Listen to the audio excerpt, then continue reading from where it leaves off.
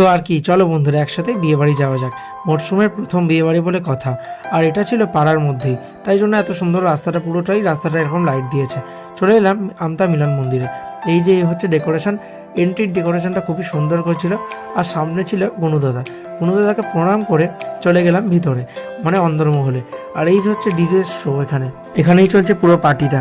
আমি, দাদা আর সমস্ত জেঠুর ছেলেরা একসাথে এসেছি, কারণ দাদা হচ্ছে আমার, যার বিয়ে হচ্ছে শিবুদার বন্ধু হয়, তার জন্য আর কি, ছোটোবেলার বন্ধু। দাদা ইনভাইট ছিল, বৌদি আসতে পারিনি শরীর খারাপের জন্য।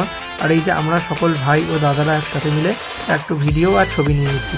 তারপর চলে দেখলাম শীতের মরশুমে একটু গরম গরম কফির আমেজে, কফির আনন্দে মেতে উঠতে। আর এই যে সকল দাদা ভাই একসাথে মিলে কফির আনন্দে মেতে উঠেছি।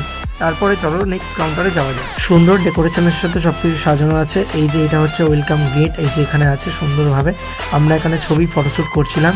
তারপরে বন্ধুরা চলো ভিতরে যাওয়া যায়। আস্তে আস্তে ভিড় হয়ে যাচ্ছে, কারণ অনেকটাই, মানে অনেকজন গেস্ট আছে এখানে, তার জন্য আমরা ভাবলাম চলো ডিনারটা করে নেওয়া যাক, দেরি হচ্ছে। আর ভিতরে চলে এসে ফার্স্ট হচ্ছে পার্টিতে এনজয় করছিলাম সকলে মিলে। নেক্সট ওরা বলছিল ফুচকা খেতে, বাট আমি ফুচকা সেরকমভাবে বিয়ে বাড়ি দিলে খাই না, মানে খুবই কম খাই, বাইরে গেলে খুবই কম খাই, এই হচ্ছে ব্যাপার। দেন কেমন সাজানোটা হয়েছে তোমরা জাস্ট বলো। সত্যি বলছে দারুণ লাগছে, আমার তো ভালো লেগেছে, তোমাদের কেমন লাগছে একটু জানিও। আর আমাদের কেমন লাগছে দু ভাইকে এই কোটটা পরে বা স্যুটটা পরে, সেটা একটু জানিও কমেন্টে।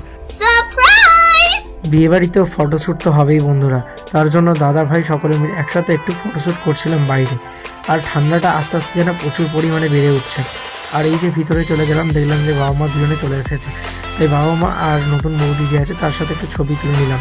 দেন ওপরে খাওয়ানোর জায়গায় চলে এলাম। এই যে দেখতে পাচ্ছ এখানে, এটা থার্ড না হলে ফোর্থ ব্যাচ চলছিল আর কি। আর আমরা গেলাম একদম 9:30 বাজে, 9:30টার সময় এখানে বসে পড়লাম ডিনার করতে। তো চলো আস্তে আস্তে পেট পুজোটা কমপ্লিট করা যায়। 4 ভাই একসাথে বসে পড়েছি। আর এই যে আজকের মেনু পুরো জোরদার।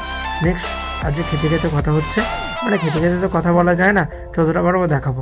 ওকে, তো লেটস স্টার্ট ইট। শুরুটা করে দিলাম রকস্টারের সাথে। কেমন হয়েছে জাস্ট মিনি বোতলটা একটু বলো, পুরো জোরদার লাগছে না? পুরো একদম মিনি বোতল, সুন্দর লাগছে। তারপরে একটু আস্তে আস্তে ঠান্ডা জল খেয়ে নিলাম, খুবই ঠান্ডা বুঝতেই পারছো। দেন নিয়ে চলে এলো ফিশ ফিঙ্গার। তো ফিশ ফিঙ্গারটা দিয়ে একটু ফার্স্ট খেয়ে নিচ্ছিলাম। সাইজটা যেন সরু হয়েছে কিন্তু সুন্দর খেতে হয়েছে, টেস্টটা পুরো জোরদার। দেন তারপরে ছিল কচুরি, কড়াইশুটির কচুরি, আর তার সাথে চানা মটর পনির দিয়ে, পুরো জোরদার ছিল এটা। জাস্ট প্রতিটা খাবারই অসাধারণ ছিল। খেতে খেতে তো কথা বলা যায় না, তার জন্য আমি ভিডিওগুলো শ্যুট করে নিয়েছিলাম, নেক্সট পরে এডিট করে নেবো। তো চলো বন্ধুরা, খাওয়া দাওয়া তো শুরু করেছি, এবার মেন কোর্সে যাওয়া যাক। মেন কোর্সে চলে এসেছে এই যে মাটন বিরিয়ানি আর চিকেন চাপ, পুরো জোরদার।